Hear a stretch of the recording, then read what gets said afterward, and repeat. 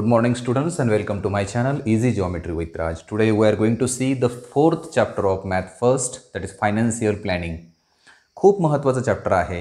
सध्या आपण GST हा शब्द खूप ऐकतोय. मग आता GST म्हणजे नेमकं काय? कशा पद्धतीने GST कॅल्क्युलेट केला जातो? हे सगळं आपल्याला समजून घ्यायचं आहे. म्हणजे रोजच्या जीवनामध्ये सुद्धा आपल्याला बऱ्याच गोष्टी GST संबंधात येतात आणि ते तुम्हाला माहीत असायला हवं. गणित म्हणून विषय म्हणून एक ठीक आहे, पण दैनंदिन जीवन जगत असताना सुद्धा खूप उपयोगाचं आहे की GST कसा कॅल्क्युलेट होतो, कशा पद्धतीने आपण टॅक्स देत असतो किंवा शासन घेत असतं. तर बघा, GSTचा फुल फॉर्म आहे गुड्स अँड सर्व्हिस टॅक्स. त्याचं मराठी भाषांतर होतं वस्तू आणि सेवा कर. एखादी वस्तू जेव्हा विकली जाते, घेतली जाते किंवा काही सेवा दिली जाते, तर सेवा देणं म्हणजेच लॉजिंग असेल, एखादं ट्रॅव्हल एजन्सी असेल किंवा इतर कुठल्या तरी एखादी संस्था असेल की जी आपल्याला काहीतरी सेवा पुरवते, त्यावेळेस तो टॅक्स आकारला जातो. तर या ठिकाणी GST म्हणजे गुड्स अँड सर्व्हिस टॅक्स हा भारतामध्ये 1 जुलै 2017ला सुरू झाला. 1 जुलै 2017 पासून भारतामध्ये GST लागू झाला. आता त्याच्या अगोदर काय काय होतं? खूप प्रकारचे टॅक्स होते. केंद्राचे वेगळे, राज्याचे वेगळे, नगरपालिकेचे वेगळे, आणखी इतर ग्रामपंचायत किंवा आणखी काही असेल वेगळे.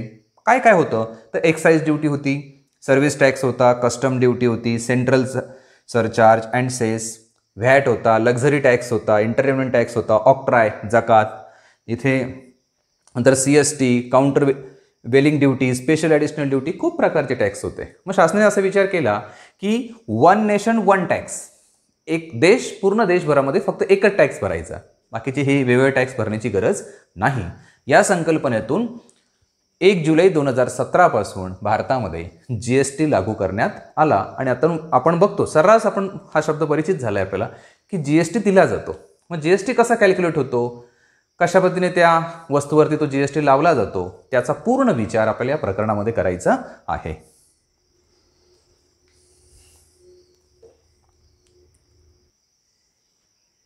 ओके, बघा, आता ज्यावेळेस आपण एखादी वस्तू खरेदी करतो त्यावेळेस आपल्याला एक इनव्हॉइस मिळतं, एक पावती मिळते, बिल मिळतं. त्या बिलामध्ये काय काय असतं? तर त्याचं वरती नावले असतं टॅक्स इनव्हॉइस, कुठला कर तुम्ही देतात. नंतर सप्लायरचं नाव असतं, कुठल्या दुकानातून आपण ती खरेदी करतोय. इथे एक नमुना म्हणून दिलं A to Z sweet mart म्हणून आहे. त्याचा असा एक नंबर उजव्या कोपऱ्यात दिसतो, राईट कॉर्नरला असा नंबर दिसतो आपल्याला, GSTIN. आणि मग एवढे 15 अंक या ठिकाणी आपल्याला दिसतात. त्याच्यामध्ये काही अंक आहेत, काही अल्फाबेट्स आहेत. मग याचा अर्थ काय नेमका तो आपण डिटेल्समध्ये बघूया. पण हा त्या दुकानाचा GST नंबर आहे, याचा पर्टिक्युलर. मग दुसऱ्या दुकानात गेलं तर त्याचा दुसरा असणार आहे. नंतर इनव्हॉइस नंबर, आपल्याला जी काही त्यांनी पावती दिली आहे तिचा हा नंबर आहे. नंतर कधी हे बिल तयार झालंय त्याची तारीख आहे. नंतर एक अशा पद्धतीने चार्ट असतो. चार्टमध्ये काय काय दिलेलं असतं? पहिले सिरियल नंबर आहे, नंतर HSN कोड आहे. हा प्रत्येक वस्तूसाठी वेगळा असतो. जेवढ्या वस्तू आहेत त्या सगळ्या वस्तू किंवा सर्व्हिस असेल त्यासाठी वेगवेगळ्या प्रत्येकाचा. मग पहिला कोड जो आहे तो पेढ्यांसाठी आहे, नेम ऑफ द प्रॉडक्ट पेढे. मग पेढ्यांसाठी तुम्ही कुठल्याही दुकानात घ्यायला गेलात आणि तो जर GST बिल देणार असेल तर त्यासाठी हाच कोड आहे, 210 690, वेगळा नाही येणार पेढ्यांसाठी. मग त्याचा रेट काय आहे? 400 रुपये किलो. एका किलोसाठी 400 रुपये. क्वांटिटी किती आहे? 500 ग्रॅम, अर्धा किलो त्याने घेतले. मग त्याची टॅक्सेबल अमाऊंट किती झाली? तर अर्धा किलोचे 200 रुपये झाले. याच्यावरती आता टॅक्स दोन प्रकारे आकारला जातो, दोन भागात आकारला जातो. पहिला आहे CGST, जो सेंट्रल GST म्हणजे केंद्राकडे जातो, तो पैसा केंद्र शासनाकडे तो पैसा जातो. आणि दुसरा आहे SGST, तो राज्य शासनाला मिळतो. मग त्याचा रेट कसा आहे? जर आपल्याला पेढे घ्यायचे असतील तर पेढ्यांची जी कॅटेगरी आहे वस्तूंची, तिला 2.5% टॅक्स आहे, 2.5% टॅक्स बसतो. मग हा 2.5% याचा सेंट्रलचा आणि हा 2.5% राज्याचा, म्हणजे अशा म्हणून टोटल आपण 5% टॅक्स देतो. एकूण टॅक्स किती पे करतो आपण? 5% पे करतो. त्याच्यापैकी अर्धा पार्ट जो आहे तो सेंट्रल गव्हर्नमेंटला जातो आणि दुसरा जो आहे तो स्टेट गव्हर्नमेंटला जातो. मग 200 रुपयाचे 2.5% झाले 5 रुपये सेंट्रलचे, तसेच राज्याचे पण 5 रुपये, म्हणजे 5 आणि 5 10 रुपये टॅक्स पे करून आपल्याला ते अर्धा किलो पेढे 210 रुपयाला खरेदी करावे लागतील. हे झालं एका वस्तूचं. दुसरी वस्तू आहे चॉकलेट. चॉकलेटचा HSN कोड आहे 21091. 21,091 हा पण फिक्स आहे चॉकलेटचा. मग आता याचा रेट काय, तर 80 रुपये. 80 रुपयाला जी काही त्यांनी स्ट्रीप दिली असेल, बार दिलं असेल, मग क्वांटिटी काय 1 बार चॉकलेटची. टॅक्सेबल अमाऊंट किती आहे त्याची 80 रुपये. आता चॉकलेटला टोटल 28% टॅक्स आहे. चॉकलेट किती टक्के टॅक्स आहे 28. त्यापैकी 14% अर्धा पार्ट सेंट्रल गव्हर्नमेंटला आणि पुढचा अर्धा स्टेट गव्हर्नमेंटला. मग 14%ने 80 रुपयाचे होतात 11 रुपये 20 पैसे सेंट्रलचे आणि परत 11 रुपये 20 पैसे राज्याचे. असे जर एकत्र केले तर जवळजवळ 22 रुपये 40 पैसे टॅक्स या चॉकलेटच्या 80 रुपयाच्या बारसाठी पे केले जातात आणि टोटल आपण पे करतोय 102 रुपये 40 पैसे.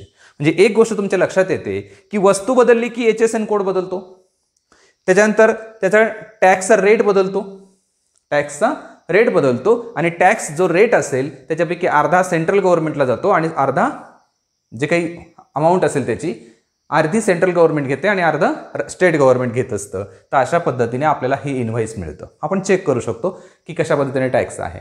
मग आता काही वस्तू अशा आहेत की त्याच्यावर टॅक्सच नाही आहे. समजा ब्रेडवरती टॅक्स नाही आहे, मग 0% टॅक्स येतो. म्हणजे अशा पद्धतीने आपल्याला हे आपण ओळखू शकतो की आपण जी वस्तू खरेदी केली आहे तिच्यावरती आपण टॅक्स किती देतोय. आणि पूर्णपणे एक गोष्ट लक्षात येते की हा सगळा टॅक्स जो कस्टमर आहे, जो कंझ्युमर आहे तोच भरतोय. लक्षात येते सगळे, म्हणजे सगळे पैसे आपणच पे करतोय त्याचे. म्हणजे ग्राहकावरती हा सगळा भार येत असतो नेहमी. तर अशा पद्धतीने आपल्याला GST म्हणजे काय आपण हे समजून घेतोय. मग आता हे झाल्यानंतर आपण एक एक टर्म समजून घेणार आहोत. हा GSTIN 15 अंकी नंबर म्हणजे नेमकं काय असतं, इथे HSN कोडचा नेमका अर्थ काय आहे आणि प्रत्येकाचे टॅक्सचे रेट कसे कसे आहेत, कोणत्याला कुठला टॅक्स किती रेटने टॅक्स द्यावा लागतो, तर हे सगळं आपण डिटेल्स बघणार आहोत.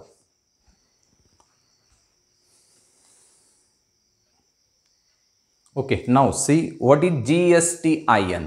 GSTIN म्हणजे काय, goods and service tax identification number. हा कोणाला घेणं बंधनकारक असतं की ज्याचं लास्ट इयरचा टर्नओव्हर 20 लाखापेक्षा जास्त आहे. म्हणजे मागच्या वर्षाची उलाढाल खरेदी विक्री त्याची 20 लाखापेक्षा जास्त आहे, त्या दुकानदाराला हा GSTIN जो आहे म्हणजे आयडेंटिफिकेशन नंबर आहे तो घेणं बंधनकारक असतं. मग आता याच्यात 15 डिजिट्स असतात. अर्थ काय प्रत्येकाचा, पण पहिले 2 डिजिट स्टेट कोड सांगतात. मग आपलं महाराष्ट्रासाठी 27 आहे. मग आपण लगेच ओळखू शकतो की ही वस्तू कुठल्या राज्यातील दुकानदाराकडून आपण घेतली आहे किंवा आलेली आहे. तर 27 म्हणजे स्टेट कोड आहे महाराष्ट्रासाठी, प्रत्येक राज्यासाठी वेगळा आहे. नंतर हे 10 डिजिट जे आहे ABCD 1 2 3 4 H पर्यंत हा पॅन नंबर आहे. परमनंट अकाउंट नंबर जो असतो, जो टॅक्स पे करण्यासाठी इन्कम टॅक्स डिपार्टमेंटने आपल्याला दिलेला असतो. हा प्रत्येक दुकानदाराचा वेगळा असतो, व्यक्तीचा वेगळा असतो, संस्थेचा वेगळा असतो. नंतर 1 म्हणजे काय, तर 1 रजिस्ट्रेशन. मग कुठला एखादा दुकानदार असेल त्याचे एकापेक्षा जास्त GSTN नंबर असू शकतात. आयडेंटिफिकेशन नंबर एकापेक्षा जास्त असतील कारण त्याचा व्यवहार मोठा असतो, त्याच्या व्यवसायाचे 2-3 भाग केलेले असतात. तर त्यावेळेस इथे हे बदलल 1 2 3. मग त्याच्या ज्या 2-3 रजिस्ट्रेशन आहेत त्यापैकी एक रजिस्ट्रेशन. नंतर झेड जे आहे तो युनिफॉर्म फॉर ऑल साठी आहे, तर सगळ्यांसाठी झेड येणार आहे. प्रत्येकाच्या याच्यामध्ये तो झेड येतो, ते ठरवून ठेवले शासनाने. नंतर हा जो आहे 5 नंबर शेवटचा येणारा, याचं काम काय आहे की ज्या वेळेस हा नंबर त्या GST पोर्टलवरती टाकला जातो त्यावेळेस तो व्हॅलिड आहे की नाही, बरोबर आहे की नाही हे चेक करण्यासाठी हा शेवटचा नंबर वापरला जातो. या पद्धतीने ह्या GSTIN मध्ये असणाऱ्या 15 डिजिटचं वर्णन आहे किंवा 15 डिजिटची माहिती आहे. काय काय, पहिले 2 अंक स्टेट कोड कुठला राज्य आहे, 10 अंक PAN permanent account number income tax डिपार्टमेंटने दिलेला टॅक्स भरण्यासाठी. नंतर 1 त्या दुकानदाराचे किती फर्म आहेत, 1 2 3 4 रजिस्ट्रेशन केले त्याने, ते येतील इथे. नंतर झेड सगळ्यांसाठी कॉमन आहे आणि 5 जो आहे शेवटचा तो वेगळा असू शकतो काहींसाठी. तो काय काम करतो फक्त की हा दिलेला नंबर त्या GST पोर्टलवरती व्हॅलिड आहे की नाही, बरोबर आहे की नाही, वैध आहे की नाही ते चेक करण्याचं काम तो करतो. हे झालं GSTIN ची माहिती.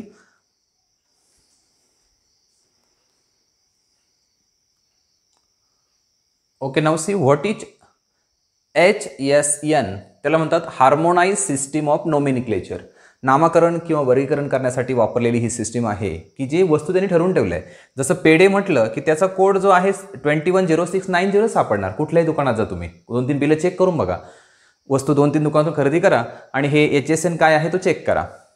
चॉकलेटसाठी 210691च असणार आहे, ब्रेडसाठी 1905च असेल, कुठल्याही दुकानात जा, हे काही चेंजेस होत नाही, हे ठरवून ठेवलं आहे. नंतर दुसरा एक कोड ही वस्तूंसाठी आहे, ज्या वस्तू खरेदी करतोय आपण त्यासाठी आहे. आणि हे दुसरा सॅक कोड असतो. सॅक म्हणजे काय? सर्व्हिस अकाउंटिंग कोड, सेवांसाठी. म्हणजे तुम्ही हॉटेलमध्ये गेलात, एखाद्या उपहारगृहामध्ये गेलात, रेस्टॉरंटमध्ये गेलात, तिथे काही खाल्लं किंवा आणखी चहा पिलात तर ते याच्यामध्ये येतं, सर्व्हिस सेक्टरमध्ये येतं. मग त्यामध्ये कॉफी असेल तर 9961 येतो, मसाला टी असेल तर 9963 येतो, मसाला डोसा असेल तर 9962 येतो. हे प्रत्येक पदार्थाचं ठरवून ठेवलं आहे आणि त्यानुसारच त्याचा टॅक्स आपल्याला पे करावा लागतो. मग सॅक आणि HSN लक्षात आलं. HSN म्हणजे वस्तूंसाठी आणि सॅक म्हणजे सर्व्हिससाठी, ज्या वस्तू सेवा पुरवली जाते त्यासाठी.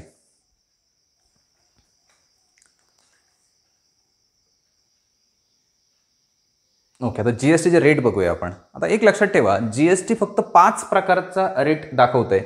0 रेटेड 0% GST द्यावा लागेल, लो रेटेड 5% GST आहे, स्टँडर्ड रेटेड म्हणजे फर्स्ट स्लॅब आहे तो 12%चा आहे, सेकंड स्लॅब आहे स्टँडर्ड रेटेडचा 18%चा आणि हायली रेटेड सगळ्यात जास्त GST 28% पर्यंत GST आहे. म्हणजे 0 to 28 त्याच्यापुढे GST नाही, त्याच्यापेक्षा जास्त नाही.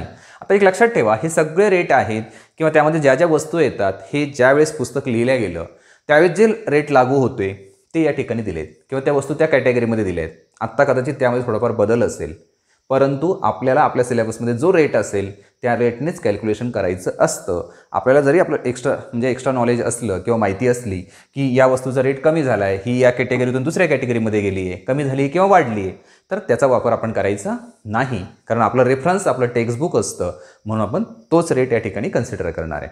मग फक्त GST कुठून कुठपर्यंत दिसतोय? 0 to 28%.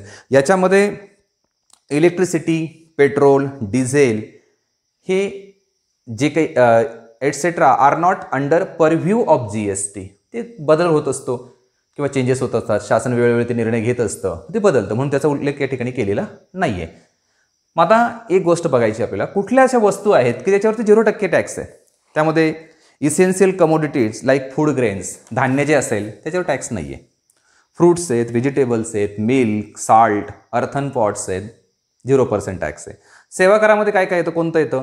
चॅरिटेबल ट्रस्ट ॲक्टिव्हिटीज, ज्या स्वयंसेवी संस्था असतात, चॅरिटेबल ट्रस्ट, धर्मदाय संस्था, transport of water, use of roads and bridges, public library, agriculture related services, education and health care services, याला टॅक्स नाही आहे.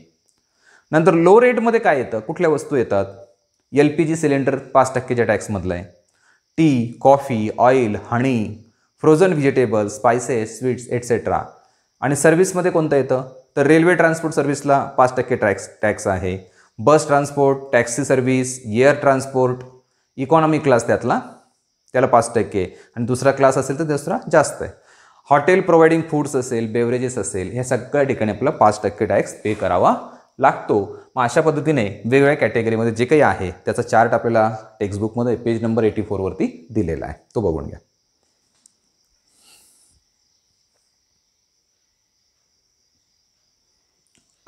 त्याचबरोबर आणखी एक शासनाने थोडासा बदल केला आहे, जो शासनाची वेबसाईट आहे तिथे जाऊन तुम्ही पाहू शकता की काही वस्तू 0 ते 5%च्या मध्ये पण येतात. तो कोणता आहे तुम्ही शोध घ्या. आपल्याला फक्त 5च प्रकारचा अभ्यास करायचा आहे. एक गोष्ट आणखी लक्षात ठेवा, हे जे सॅक कोड असतील किंवा HSN असेल हे तुम्हाला पाठ करायचे नाही आहेत. कधी एक्झाम्पलमध्ये असं तुम्हाला विचारलं जाणार नाही की कुठल्या वस्तूचा सॅक कोड काय, कुठला HSN काय आहे, काही गरज नाही. ते पाठ करू नका, ते फक्त समजून घेण्यासाठी आहे, एक्झाम्पलमध्ये पाठांतर नाही. ह्या कोड वगैरे पाठ करायचे नाही. नंतर आणखी एक गोष्ट आहे की ज्यावेळेस कुठल्याही वस्तूची एखादी व्हॅल्यू दिली असेल, त्याचं एक नोट आहे, तेवढी फक्त तुम्हाला समजून सांगतो आणि मग पुढे आपण 4.1 कडे जाऊया. Value of goods on which GST is levied is called taxable value. वस्तूची कुठली किंमत की जिच्यावरती टॅक्स दिला जातो तिला टॅक्सेबल व्हॅल्यू म्हणतात. Total value or invoice value is the value with GST. शेवटच्या कॉलममध्ये जी किंमत मिळते ती GST सह असते. If not mention take the selling prices as taxable price. म्हणजे विक्री किंमत असेल ती टॅक्सेबल प्राइस म्हणून घेतली जाते. मग आता 2 गोष्टी लक्षात ठेवा. जो CGST असतो, जो सेंट्रलचा आहे, तो आणि SGST जो स्टेट गव्हर्नमेंटचा आहे, दोघांची व्हॅल्यू सारखीच असते. म्हणजे 5% टॅक्स पे करत असो आपण GST, तर 2.5% CGST असतो आणि 2.5% SGST असतो. अर्धा भाग केंद्राला जातो आणि अर्धा भाग स्टेट गव्हर्नमेंटला मिळतो.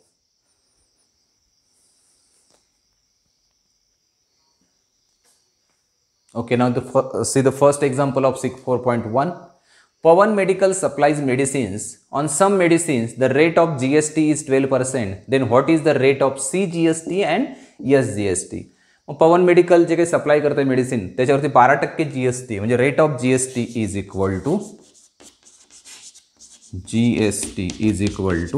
12% आहे. आणि आपल्याला विचारले रेट ऑफ CGST और SGST. Rate of CGST is equal to 1/2 करायचं म्हणजे 6% आणि rate of SGST is also 6%. दोघे मिळून 12% असतो नेहमी, अर्धा केंद्राला अर्धा राज्याला.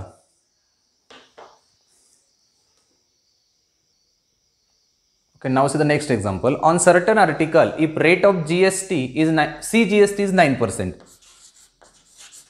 Rate of CGST is equal to 9%. मग त्यानंतर विचारलं SGST किती असेल? रेट ऑफ SGST तो पण तेवढाच असतो 9%. आणि नंतर विचारले rate of GST. Rate of GST तो दोघांचे ॲडिशन म्हणजे 18% GST त्या ठिकाणी पे करावा लागणार आहे.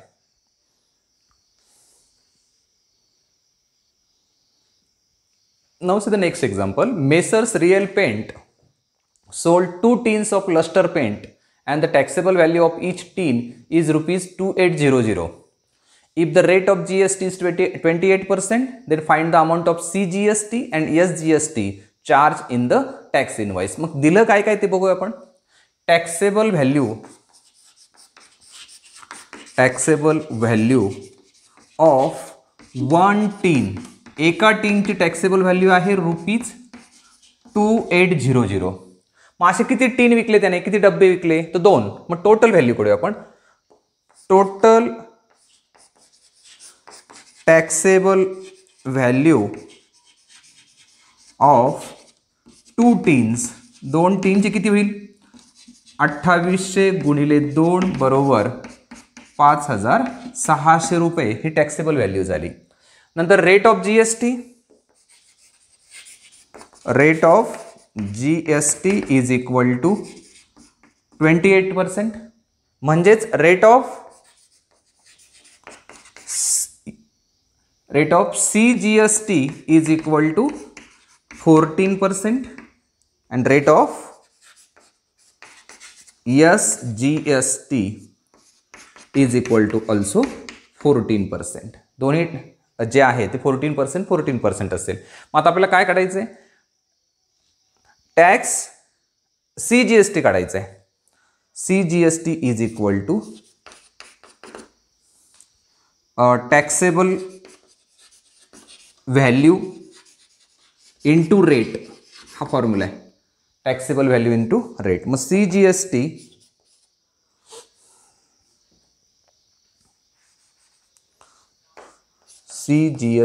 Is equal to taxable value किती आहे? 5600 इंटू 14/100. 14% म्हणजे 1 2 3 दोन्ही गेले, उरला किती फक्त इथे. मग पुढे घेऊया इकडे. Therefore CGST is equal to 56 into 14. Therefore CGST is equal to rupees.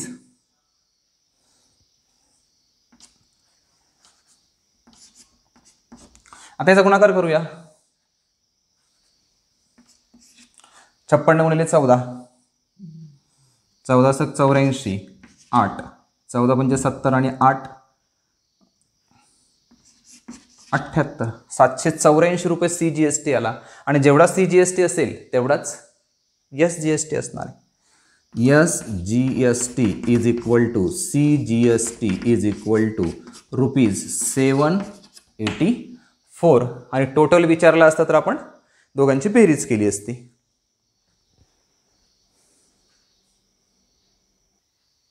Okay, now is the next example. The taxable value of a wrist watch belt is ₹586. हातात घालण्याचं जे घड्याळ असतं त्याच्या बेल्टची टॅक्सेबल व्हॅल्यू आहे. Taxable value of belt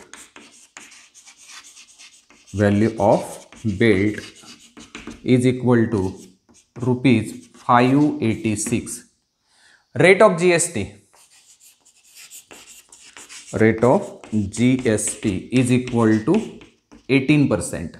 then what price of the belt for the customer. मग कस्टमरला किती पैसे द्यावे लागेल तर आपण या रेटने जीएसटी कॅल्क्युलेट करूया. GST is equal to taxable value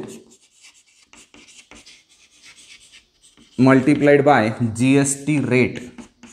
GST रेटने त्याला मल्टिपल करावं लागेल. Therefore GST is equal to 586 into 18% म्हणजे 18/100. Therefore GST is equal to, आता या दोघांचं मल्टिप्लिकेशन केलं तर 10,548 भागिले 100.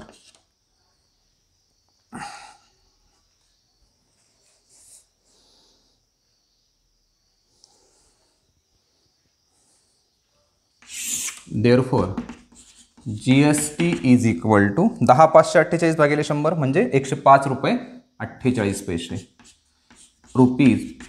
₹105.48 एवढा GST त्याला पे करावा लागेल. मग आता कस्टमरला ती वस्तू केवढ्याला पडेल. Total price is equal to taxable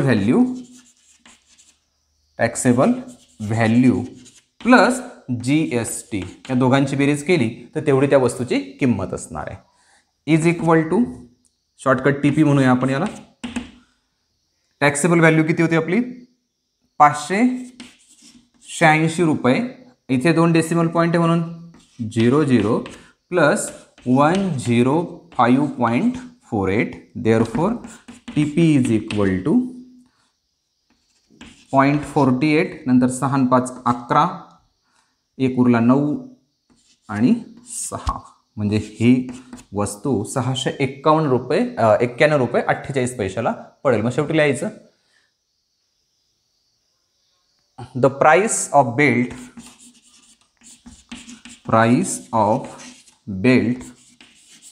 for customer is ₹691.48.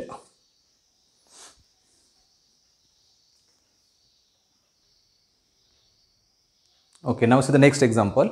The total value with GST of a remote control toy car is ₹1770. एक रिमोट वरती चालणारी खेळणं आहे, कार आहे, त्याची GST सह व्हॅल्यू 1770. तर आपल्याला रेट ऑफ GST दिला 18% आणि find the taxable value CGST आणि HGST फॉर दिस टॉय. मग लेट द टॅक्सेबल व्हॅल्यू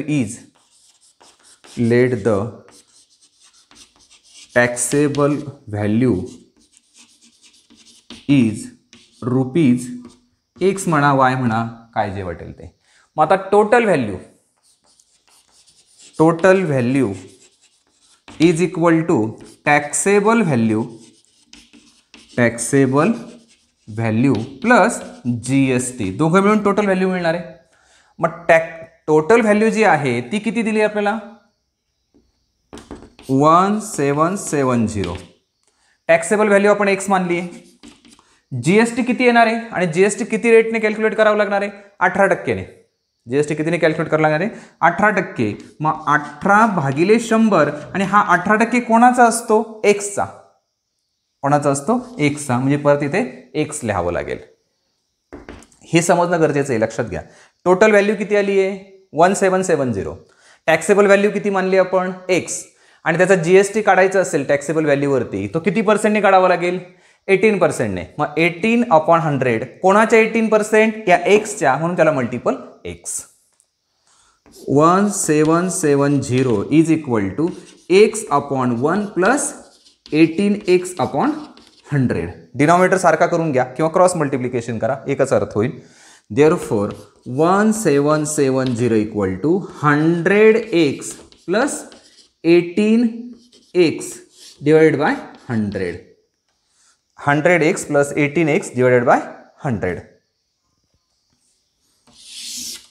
इथे अजूनही थोडंसं सोपं करता आलं असतं आपल्याला. 2 ने डिवाइड केलं असतं तर 9/50 आला असता, तर ते पण केलं तरी चालेल, त्याची काही अडचण नाही आहे. तसंही करा, थोडंसं गुणाकार कमी होऊन जाईल आपला. इथे कमी करून टाकू आपण थोडंसं. Therefore 1770 equal to x upon 1 plus 9/50 9x/50 असं केलं तरी चालेल, काय अडचण नाही. आता क्रॉस मल्टिप्लिकेशन करा. बरोबर 50x plus 9x divided by 50. Okay, याला इकडे आणूया. Therefore 1770 into 50 is equal to 59x. 59x. याचा गुणाकार करूया, किती येतो बघूया.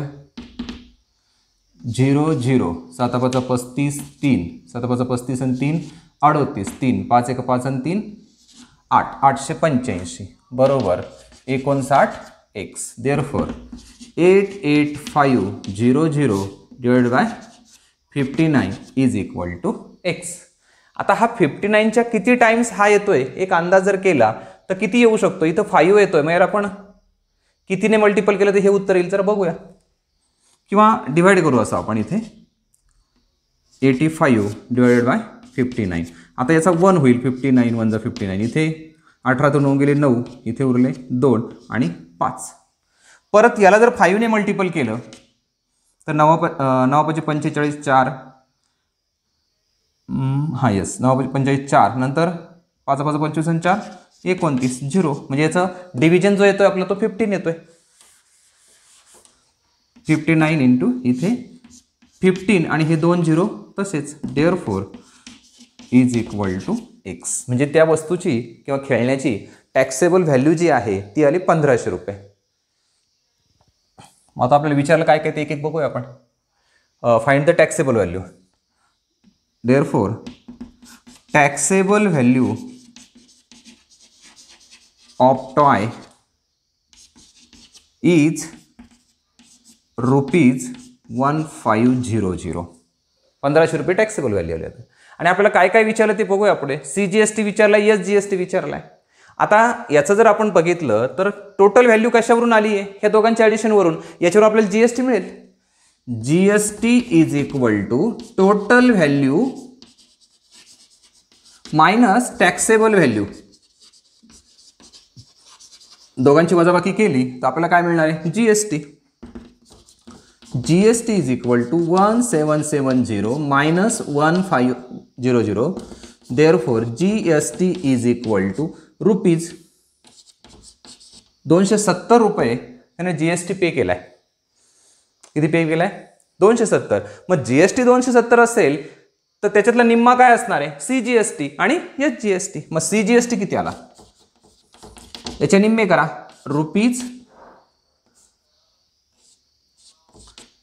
₹135 आणि SGST सुद्धा तेवढाच ₹135. या पद्धतीने आपण कॅल्क्युलेट करू शकतो.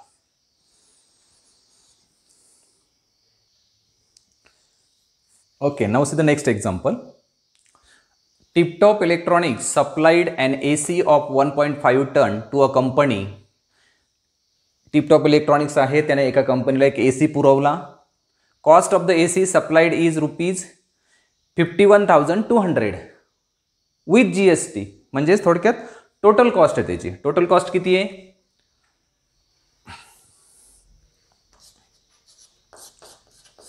Total cost is equal to ₹51,200.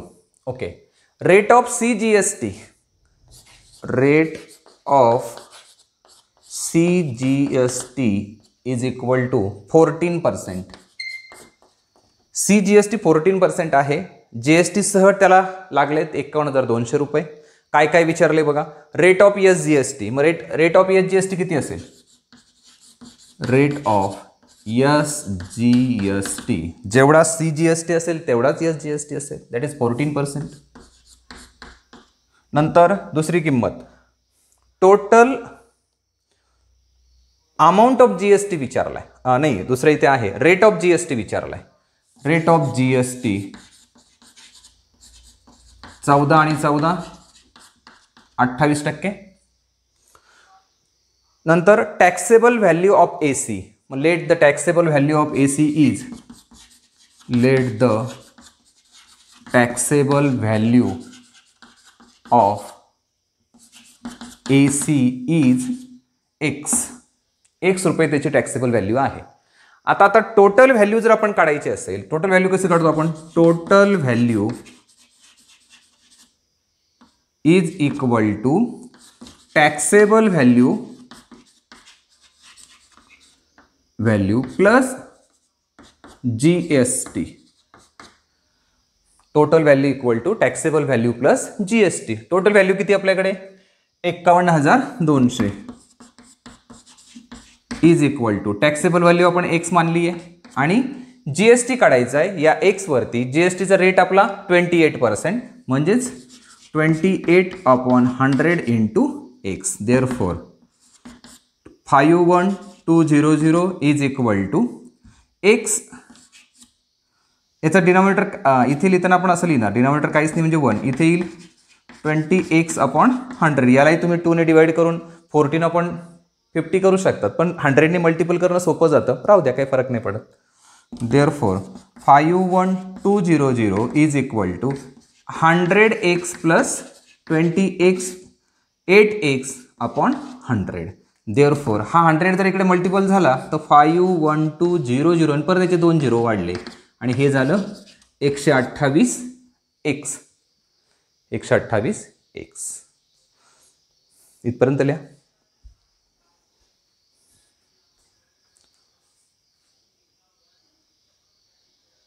Okay, now see the remaining part. आता याला डिवाइड करताना सोपं देताना तुमच्या पद्धतीने द्या. समजा इथे आपण 8 ने भाग दिला, 8 1 8, 4 उरले 8 सक 48. नंतर इथे 8 ने 8 सक 48, 3 उरले 8 चोक 32, 1 2 3 4 4 0. 16 ने याला परत जाईल, 16 1 16, 16 चोक 64, पुढचे 0 तसेच. Therefore 40,000 is equal to X. म्हणजे taxable value of AC, therefore taxable value of AC is ₹40,000. ही त्याची टॅक्सेबल व्हॅल्यू आहे.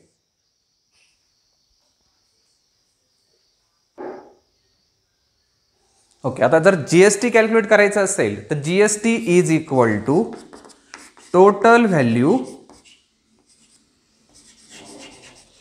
Minus taxable value.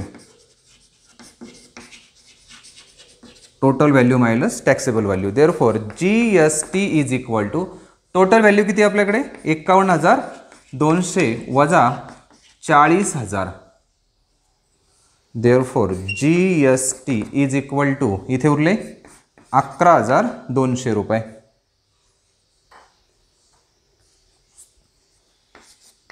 रुपीज 11,200. मग GST आपल्याला मिळाला, ती एक व्हॅल्यू आपल्याला विचारली होती. Therefore total amount of GST is, therefore total amount of GST is rupees 11,200. Total GST आपल्याला मिळाला 11,200 रुपये. दुसरं विचारले आपल्याला अमाऊंट ऑफ CGST, याच्या निम्मे. Amount of CGST,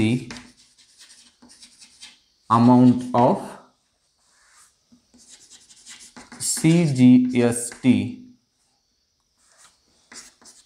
is equal to GST upon 2 is equal to 11,200 भागिले 2 म्हणजे 5,600 रुपये. 5,600. Therefore amount of CGST is equal to 5,600 आणि तेवढीच काय असणार आहे SGST. Therefore amount of SGST is equal to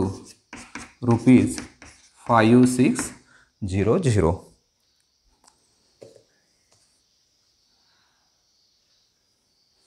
इथे टॅक्सेबल अमाऊंट किंवा टॅक्सेबल व्हॅल्यू असं म्हटलं पाहिजे. Taxable value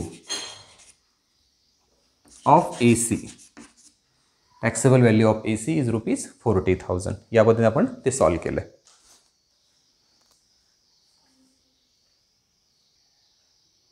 Okay, now see the next example. Prasad purchased a washing machine from Maharashtra Electronic Goods. The discount of 5% was given on the printed price of ₹40,000. मग ते जे हे आहे washing machine त्याची printed price किती आहे? Printed price is equal to ₹40,000. 40,000 रुपये printed price आहे. नंतर 5% डिस्काउंट दिलाय. Rate of discount is equal to 5% discount आहे. मग त्याला टोटल डिस्काउंट किती मिळाला? Discount is equal to printed price multiplied rate of discount multiplied rate of discount. मग डिस्काउंट किती मिळालं त्याला? प्रिंटेड प्राइस आहे 40,000 गुणिले 5%. 5% त्याला डिस्काउंट दिलाय त्याने. मग 5% डिस्काउंट किती होईल? मग 1,2,1,2. Therefore discount is equal to ₹400 गुणिले 5 म्हणजे 2,000 रुपये. त्याला 2,000 रुपये डिस्काउंट मिळाला. आता टॅक्सेबल अमाऊंट काढायची असेल किंवा टॅक्सेबल व्हॅल्यू काढायची असेल तर taxable value is equal to printed price minus discount. Discount सोडून टॅक्सेबल व्हॅल्यू मिळते आपल्याला. मग काय होईल इथे?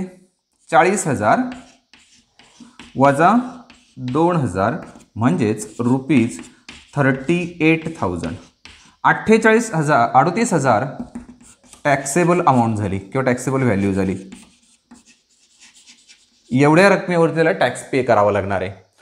रेट ऑफ GST किती आहे? 28%.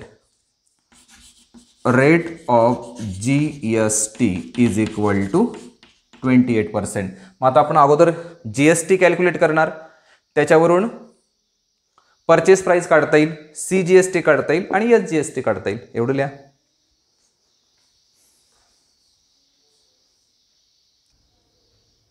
Now calculate the GST. GST equal to taxable value into rate of GST. 1, 2, 1, 2 cancel झाले म्हणजे उरलं किती? 380 into 28. Therefore GST is equal to rupees. याचं मल्टिप्लिकेशन करून बघा किती येते. 38 गुणिले 28. 8 64 6 8 3 24 आणि 6 30 0 2 8 16 1 2 3 6 1 7 4 6 10 10,064 सॉरी 1,064 आणि हा 0.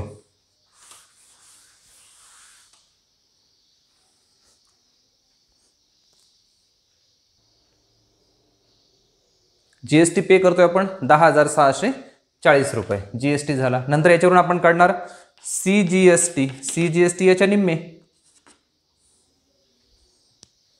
CGST is equal to GST upon 2. Therefore CGST is equal to 10,640 भागिले 2. CGST is equal to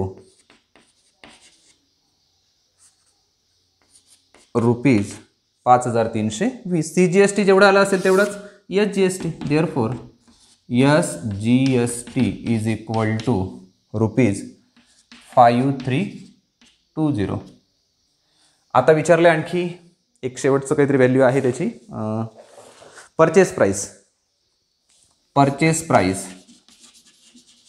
purchase price is equal to taxable value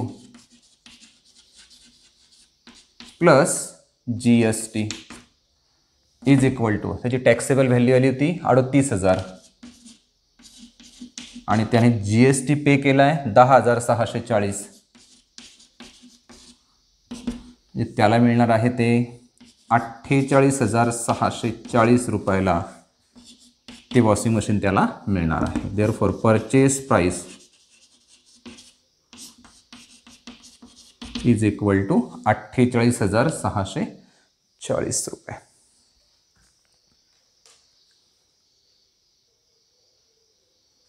या पद्धतीने GSTचं जे सुरुवातीचं पार्ट आहे तो आपण बघितला. डिटेल्स, त्याच्या काही टर्म्स, त्याच्या डेफिनेशन्स, त्याचा अर्थ आपण समजून घेतला आणि 4.1 कंप्लीट केला आहे.